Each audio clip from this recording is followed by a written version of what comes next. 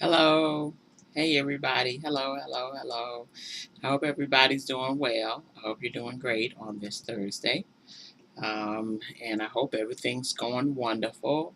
You're enjoying your day and you're enjoying your week, and life finds you full of joy and happiness. Um, so I'm really, hoping that for all of you that follow me here. And as you guys know, September 30th is going to be my last day here and stuff. But before I leave, I wanted to end my series on boundaries. And I've been doing this series, like I say, for a while. But now I've come to the part where we start talking about what happens after you make boundaries, some of the things that are going to go on when you start with your boundaries and get to the really hard part of beginning to have healthy boundaries and defend those boundaries. And this week we were talking about boundary resistance and essentially from other people. And I'm coming to the last part of this. We talked about anger, we talked about guilt, we talked about consequences and counter moves, but today we're going to talk about physical resistance to boundaries, pain of others, blamers, real needs, and forgiveness and reconciliation, and what those things are. So it's going to be kind of fast and furious. I'm going to compact the last parts of this really, really fast, probably into two things at once when I start talking about your own internal resistance. And then we're going to go like lightning through the last parts of this. So September 30th, I can get out of here and be done, because I was looking and thinking, gosh, this is going to take forever if I do this one by one. But I think you all will get the gist of what it is. You're all smart, wonderful women, so I think you'll get the gist of what it is that I'm talking about. And if you want to know more, hey, go buy the book, Boundaries by Dr. Henry M. Cloud and Dr. John Townsend. It's wonderful. Go buy the book. I recommend that everyone read it, because I only give you really short synopsis. And really, the thing about reading the book is you get from the book what it is that you need regarding your own boundaries and stuff. Even I needed things.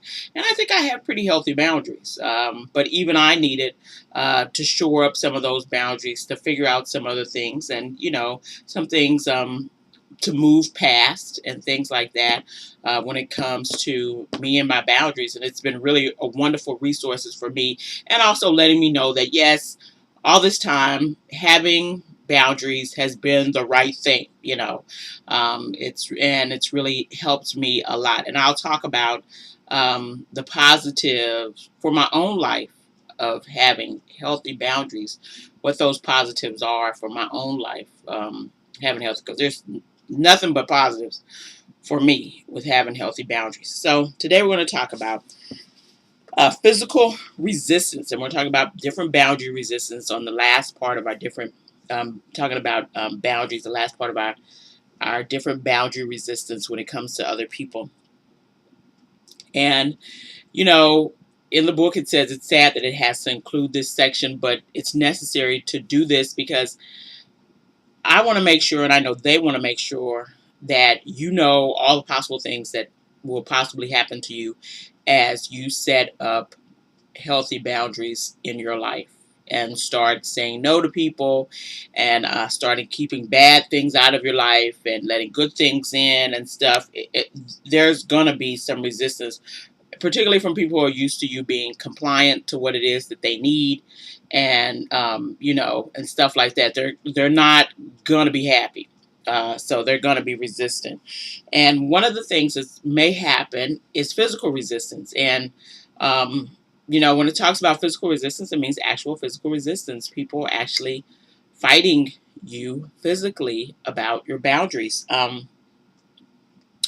Abusive spouses and, boyfriends may want to physically harm you about setting up boundaries. Family members may want to physically harm you about setting up boundaries. Um, you know, it's, I know it's tough. And uh, one of the things it says here is that you need to, um, you know, let somebody know what's going on. Stop covering up, because that's part of poor boundaries, is that we cover up for people's bad behavior when we shouldn't. And many people aren't going to want to admit that they're physically resisting your boundaries, or that they're physical abusers, but they need to get help, and you need to tell somebody, so you can go somewhere where you're safe. And you have to find somebody that that can help you. They need to find somebody that can help them. If something happens, you need to have someone you can go to. If you are afraid of physical resistance, if something actually happens and someone physically fights you because of your boundaries, you need a place where you can go to where you can be safe. And you need to make sure you have that and it's all arranged. And you need to call the police, and possibly get an attorney, and you may need to set up a restraining order on the individual. But you're going to have to do something. And people who are physically resisting people, who are abusing people, of course, have a problem. They have a character problem and character disorder, and they need help. But it's up to them to get that help. It's not up to you anymore. You've set the boundary of what you won't allow. Now it's time for you to move away from that relationship and from that person until they get some help. And if they don't get any help, it's to suggest that my personal suggestion is that you don't go back, you don't deal with them again, because that's not going to change. And I know that's really hard for people to hear, especially if you're in a relationship with someone who's physically abusing you, and stuff. But they need help, and you need to be safe and in a place where your boundaries will be honored. And if they can't do that, if they're so mad and so angry about your boundaries, they're angry enough to physically harm you, then it's time for you to go. And that's really sort of, there's not much else you can do regarding that, but you go, and then they have to seek help. But you need to get, out of Dodge. Pain of others. And what pain of others is about is, when we start setting boundaries, what's probably going to happen is some people are going to be in pain, emotional pain, because of what you're doing. It hurts to watch somebody you love be in pain. It hurts to watch your spouse. It hurts to watch your child. It hurts to watch your mom and dad be in emotional pain. But trust and believe, they're not going to die. Okay, they're not going to die. They'll be okay, and stuff. Usually what happens, we talked about some drastic things yesterday, but usually what happens is people get into line and they figure out, okay, I have to take this person's boundaries seriously. But it's hard on you because you love the person and stuff. But giving in to them is not going to help them. What you've probably been doing for many people when you don't have healthy boundaries is you're plugging up things for them that they need to deal with. You're plugging up their aloneness, maybe their disorganization, their financial irresponsibility, and whatever it is you're plugging up. When you stop plugging that hole up, they're gonna feel a loss. And if you love them, yeah, it'll be difficult to watch. But when you're dealing with someone who is hurting, remember that your boundaries are both necessary for you and helpful for them. If you've been enabling them being irresponsible for a really long time, your limit setting may nudge them toward responsibility and stuff. Remember what I said early on in this is, when you save people all the time and rescue people all the time, you're not helping them. You're hurting them. You're hurting them from growing up, maturing, being responsible, having financial responsibility, trying to figure out how to do stuff for their own lives, getting help, resources in really appropriate places, maybe seeking God for themselves to help and stuff. You are messing up the whole game when you do that. And when you let them go, and let them have to figure out how to deal with their own irresponsibility. They'll they'll figure something out. And it may take a while, and you may see them in pain for a long, long time, sometimes, but it's still not your problem. You have something that you need to do, and you shouldn't be given to them, out of compulsion or out of guilt. And you need to, oh, excuse me, you need to understand that. And, you need to understand that, yeah, you're going to see some pain. It's going to be hard to watch, um, but it's going to be necessary for them, and, really beneficial to you for your boundaries and stuff, and really, probably helpful to them. One of the things you'll probably get is blamers. Listen, I've seen blamers in action. And I tell you, I have healthy boundaries, but I've known people who don't, and and I've seen blamers in action. They're they're so dramatized. It's just, oh my God, it's horrible. When you start setting up boundaries, they can't believe it. They don't even understand how you could do that to them, and they're gonna cry, and they're gonna pout, and they're gonna get angry. And they're just, oh, how dare you, set a boundary with me? How dare you try to make me responsible for myself?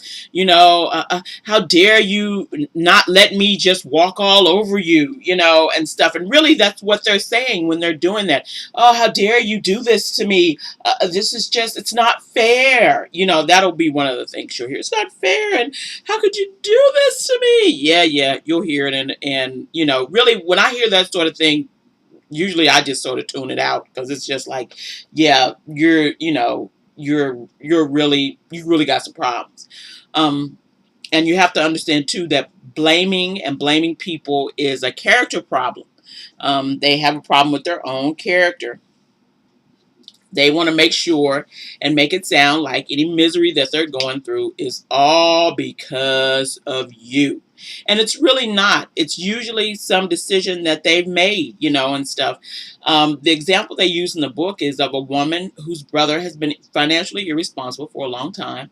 And she's been helping him out and doing stuff for him. And then finally she figures out, hey, I need some boundaries. And she sets some boundaries with him.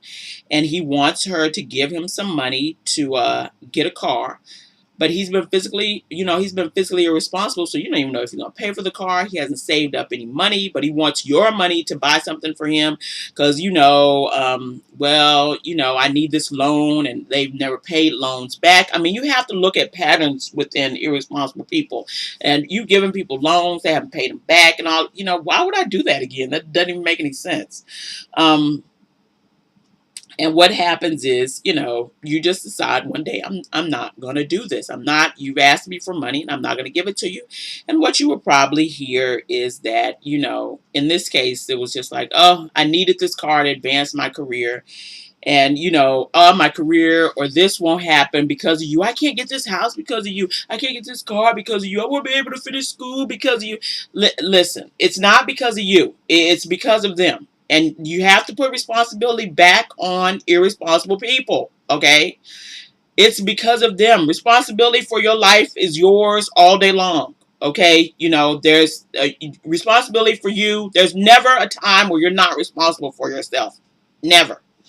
Um, you know, uh, that's on you, and you have to, you know, figure out that, yeah, they're going to blame you and they're going to be mad.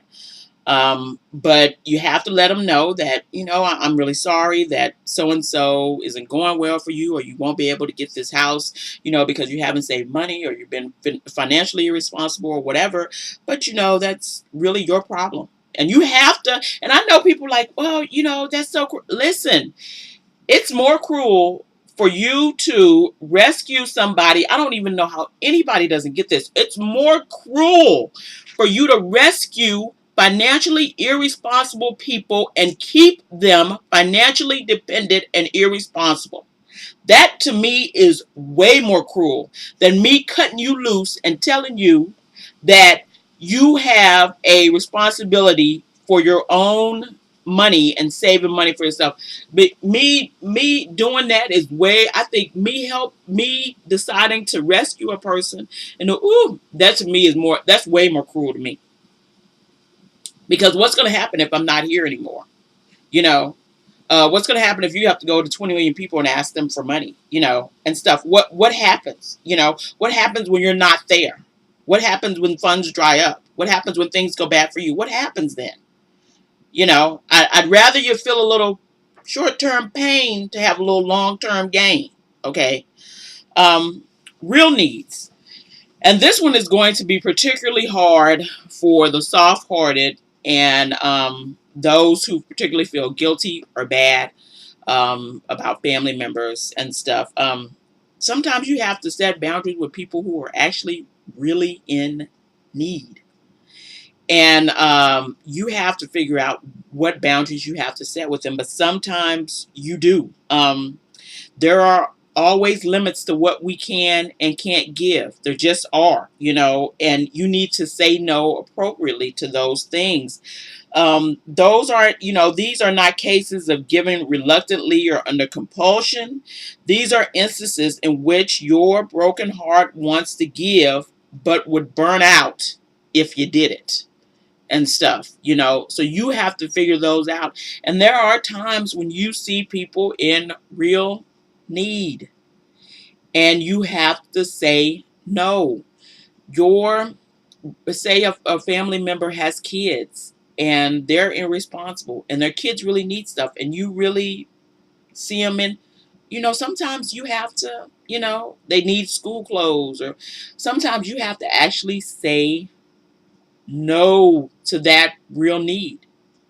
um it's just a part of building boundaries, and I know that seems real cruel.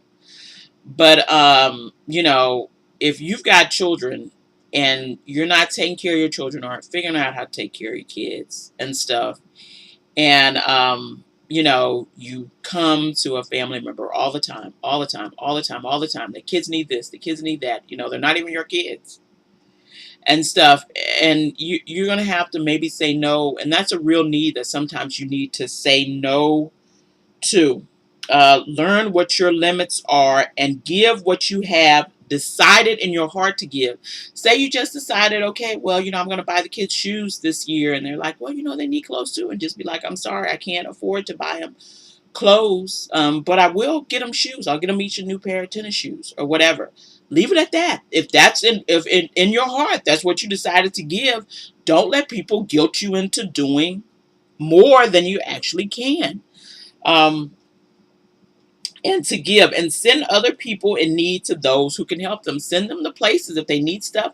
Send them to appropriate places that can actually help them. Empathize with these people's situation. They often need to know that you see their needs as valid, and that you really do, and that you really do need, and that they really do need help, and pray for them. And that's the most loving thing you can do for pain and needs around you that you really cannot meet, because in the real world there are some things that it's not, when I'm talking about boundaries, I'm not talking about not giving at all. That's not what I'm talking about. I'm talking about giving appropriately, giving what it is that you can give, but you can't give everything all the time.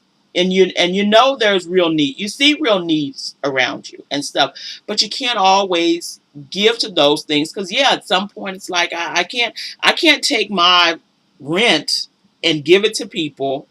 That is really, that's irresponsible on my part. So I have to set boundaries on what I may give to someone who is actually in real need. And it's an actual thing. I'm sure some of you have had it happen and stuff, But like I say, if there's just so much you can give, you give that. And if you can't give anymore, you don't give anymore. You don't give till it hurts. Okay. That's not really how giving works. You don't give till it hurts. That's not really giving. And last and certainly not least, forgiveness and reconciliation. And I'm always really kind of surprised at what people think forgiveness is, or people seem to have something really weird against forgiving people and stuff, and people are full of unforgiveness and stuff. And I'm always really surprised at what people think forgiveness is. And it's not what you think it is. It's really, um, you know, you there's a difference between forgiving someone and reconciling with them. And the thing is, and we're talking from the book. In fact, many people are afraid to forgive because they equate that with letting down their boundaries one more time and giving the other person the power to hurt them again. And that's not what forgiveness is. And many people don't forgive exactly for that reason, because they think they're letting down boundaries. They think they're gonna let somebody in and stuff, and then they're gonna hurt them again and stuff. Forgiveness and reconciliation are not the same things, and you need to know that. Um, the Bible is clear about two principles. Principle number one: you always need to forgive, and that is on you. You always need to forgive. Principle number two: you don't always achieve reconciliation with that. Forgiveness is something that we do in our hearts. We release someone from a debt that they may owe us. We no longer condemn them. But only one party is needed to forgive people. Me. You. That's it. I don't need to tell so and so I forgave them. I don't need to do nothing. I just need to let it go and forgive them and clear them of their debt. That's it. I'm done. I don't have to carry that around in my heart. People always say, and it's the truth, forgiveness is not for the other person. Forgiveness is for you. It releases you from being in bondage with them. Um, the person who owes me the debt doesn't have to ask for the forgiveness. It is a work of grace in your own heart. This brings us to the second principle. We do not always achieve reconciliation.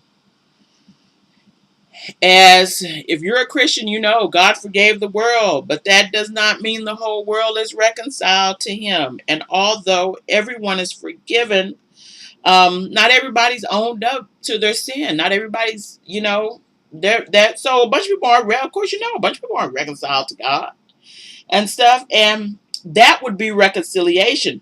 Forgiveness takes one. Reconciliation takes two. And this is why reconciliation takes two. We do not open ourselves up to the other party until we have seen that they are truly own their part in the problem. Trust and believe.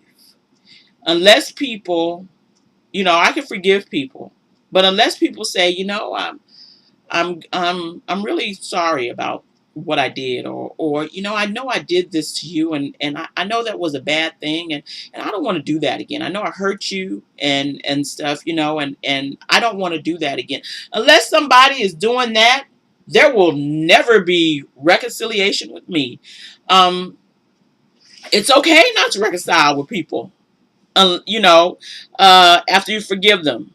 If they don't own up to what they've done, it's fine. Don't feel bad that you aren't reconciled with. I think people think as soon as you forgive people, you have to be friends again, and you have to. No. It's a bunch of people like that. It's a bunch of people that think, oh, well, you forgive me, we're all cool. No, we're not all cool. No, we're not all cool.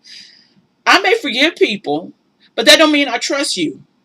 Unless you have taken ownership or responsibility for what it is you do, there's no trust. You are no longer trustworthy to me, and stuff. We're done. You're no longer trustworthy. I can't trust you. And essentially that's because you have to take responsibility for what you did. A bunch of people won't. People think, that's this, this world that we live in. I'm sorry. Oh, I'm sorry. And people, these kind of false sorries and all this stuff. I don't want to hear a fake sorry. A fake, apologizing comes with changes in behavior, and stuff. And if people are changing their behavior for doing the same thing that they were doing before, then you really aren't sorry. You aren't anything, and stuff. And so,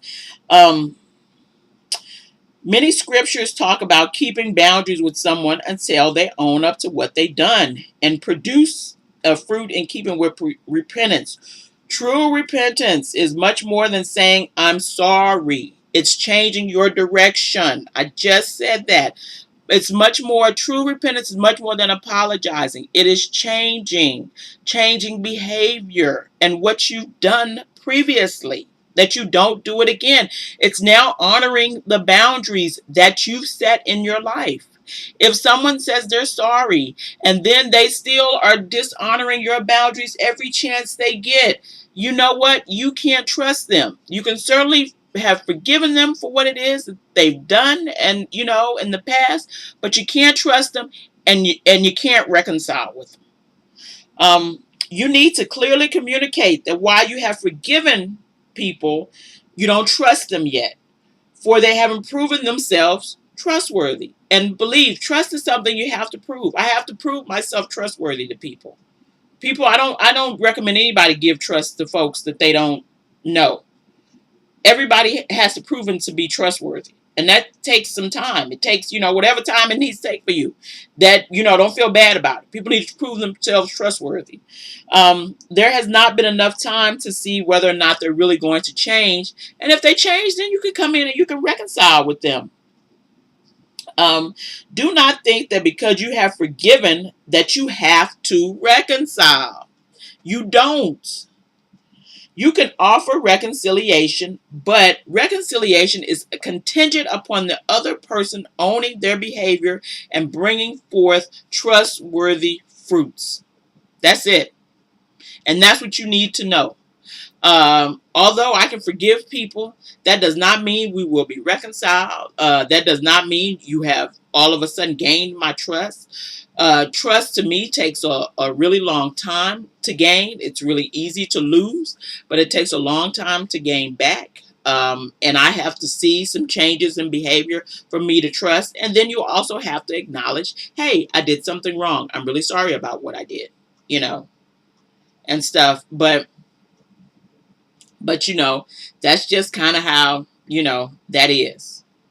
And if people don't acknowledge their behavior, and people don't acknowledge what they've done, then, there won't be much reconciliation. Hey, listen, I've forgiven people, and there are people I've forgiven just recently in the past that I don't trust any further than I can throw them. Because we haven't, no, they haven't acknowledged what they did, and haven't proven themselves trustworthy. So really, there's not any kind of reconciliation going on there.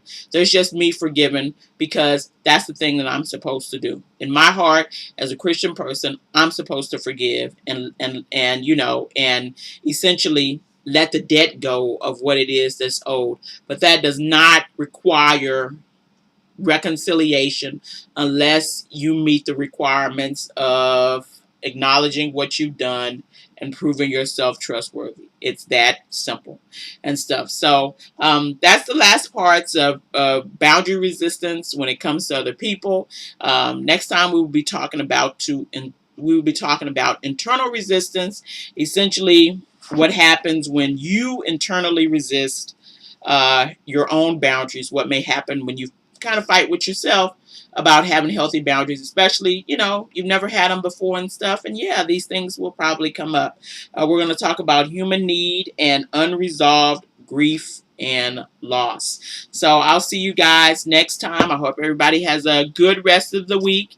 Talk to you all later, and bye-bye.